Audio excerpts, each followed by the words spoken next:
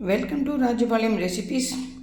இன்றைக்கி நம்ம என்ன பண்ண போகிறோன்னா, காலையில் இந்த மாதிரி கருப்பு கவுனி கஞ்சிக்கு தயிர் வீட்டில் இல்லைன்னு சொல்லிட்டு ஒரு பாக்கெட் வாங்கியிருக்கேன். இந்த வெங்காயம் போட்டு இதுதான் காலையில் பிரேக்ஃபாஸ்ட் எடுத்துக்கிறோம். மத்தியானம் லஞ்சுக்கு பார்த்திங்கன்னா ஒரு வித்தியாசமான ஒரு காலிஃப்ளவர் ஃப்ரைங்க.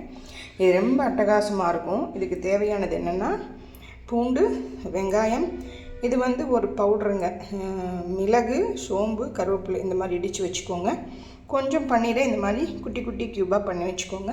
எப்பயும் போல் நீங்கள் காலிஃப்ளவரை பண்ணுவீங்கள்ல, அந்த வெந்நீரில் போட்டு உப்பு மஞ்சள் பொடி போட்டு அந்த மாதிரி.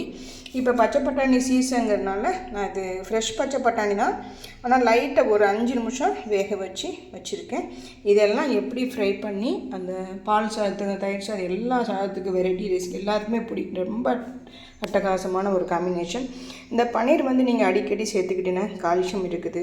காலிஃப்ளவர் பார்த்திங்கன்னா நம்ம மூட்டு வலிக்கெல்லாம் நார் சத்து இருக்கிறதுனால ரொம்ப நல்லது.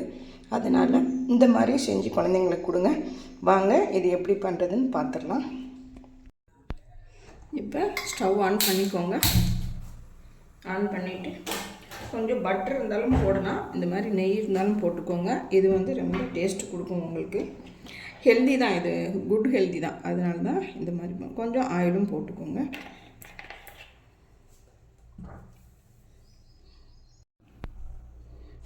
இப்போது நெய் நல்லா உருகி வந்திருக்குதுங்க. அப்போ ஃபஸ்ட்டு நம்ம இந்த மாதிரி பூண்டை நல்லா பொடி பொடியாக கட் பண்ணி போடுங்க. இந்த டிஷ்க்கு டேஸ்ட் கொடுக்குறது இதுதாங்க. இதுவும் அந்த பவுட்ரு பண்ணியிருக்கோம் பார்த்திங்களா, அந்த ரெண்டும் தான் நல்ல ஒரு டேஸ்ட்டு கொடுக்கும். இந்த மாதிரி நீங்கள் ஈஸியாக தான் இருக்கும், ஆனால் ரொம்ப டேஸ்ட்டாக இருக்குங்க. செஞ்சு பாருங்கள். இந்த மாதிரி அடிகனமான ஒரு பாத்திரம் வச்சுக்கிட்டிங்கன்னா அந்த நல்லா ஃப்ரை பண்ணும்போது உங்களுக்கு ரொம்ப சுவையாக வரும். அது நல்லா கிறிஸ்பியாக வரும்னு வச்சுக்கோங்களேன். அதுக்காக தான் இந்த மாதிரி பாத்திரமெல்லாம் கொஞ்சமாக இருந்தாலும் கொஞ்சம் இப்படி வீசி வறுக்கிறதுக்கெல்லாம் இது கொஞ்சம் நல்லாயிருக்கும். அதனால தான் இது நல்லா ஃப்ரை ஆகட்டும்.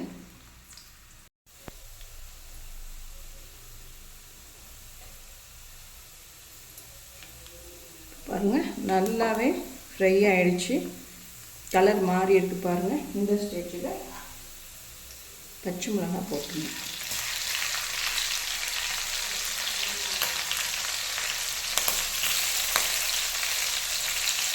இந்த பச்சை மிளகாயும் பூண்டும் போட்டு அந்த நெய்யில் ஃப்ரை பண்ணுறது வாசம் பார்த்திங்கன்னா அவ்வளோ ஒரு சூப்பராக இருக்கும். இப்போ வெங்காயம் போட்டுக்கலாங்க.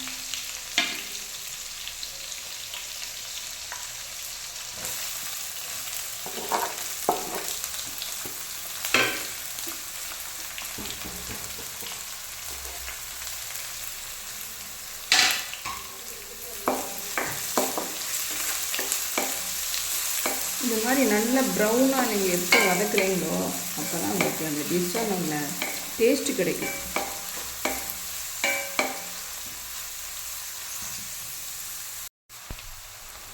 இப்போ நீங்கள் சால்ட்டு கொஞ்சம் போட்டுக்கணும். அப்போ கொஞ்சம் வெங்காயம் இன்னும் நல்லாவே ஃப்ரை ஆகும்.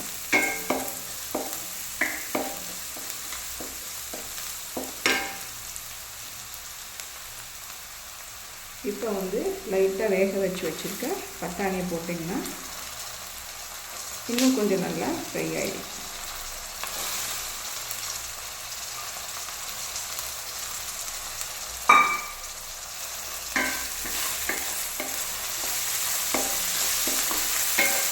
பாருங்கள், பார்க்குறதுக்கே கலர்ஃபுல்லாக இருக்குது பார்த்தீங்களா.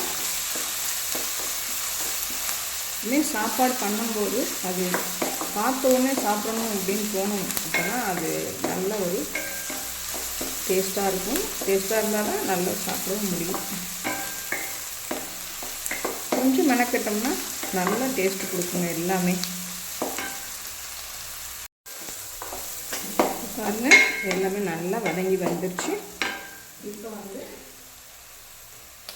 குட்டி குட்டியாக வெட்டி வச்சுருக்க அந்த பன்னீரை போட்டுங்க. பன்னீர் அடிக்கடி சாப்பிடுங்க, ரொம்ப நல்லது. கால்சியம் இருக்கிறதுனால ரொம்ப சூப்பராக இருக்கும். இது லஞ்ச் பாக்ஸ் நீங்கள் இதுலேயே கொஞ்சம் சாதம் போட்டு பெசஞ்சியும் கொடுத்து விட்டுடலாம் பிள்ளைங்களுக்கு.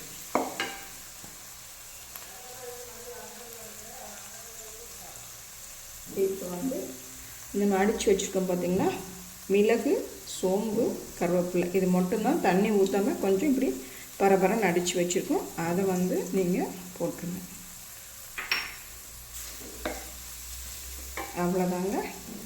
இந்த காலிஃப்ளவர் அதில் சேர்த்துக்கலாம்.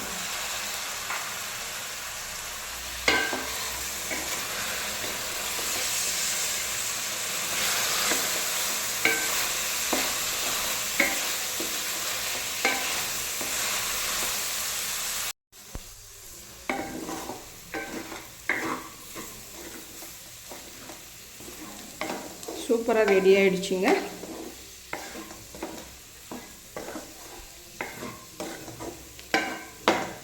எல்லாம் ரெடி பண்ணிங்கன்னா ஒரு 10 நிமிஷத்தில் நீங்கள் ரெடி பண்ணிடலாங்க. அவ்வளோதான், ரொம்ப ஈஸி தான்.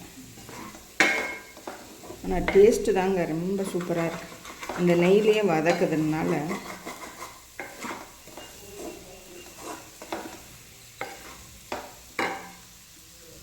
இன்னும் கொஞ்சம் வதங்கினதுக்கப்புறம் நம்ம சர்வ் பண்ணிக்கலாம். கஞ்சியில் வந்து தயிர் போட்டுட்டு சின்ன வெங்காயமும் இந்த மாதிரி நிறைய போட்டுக்கலாம்.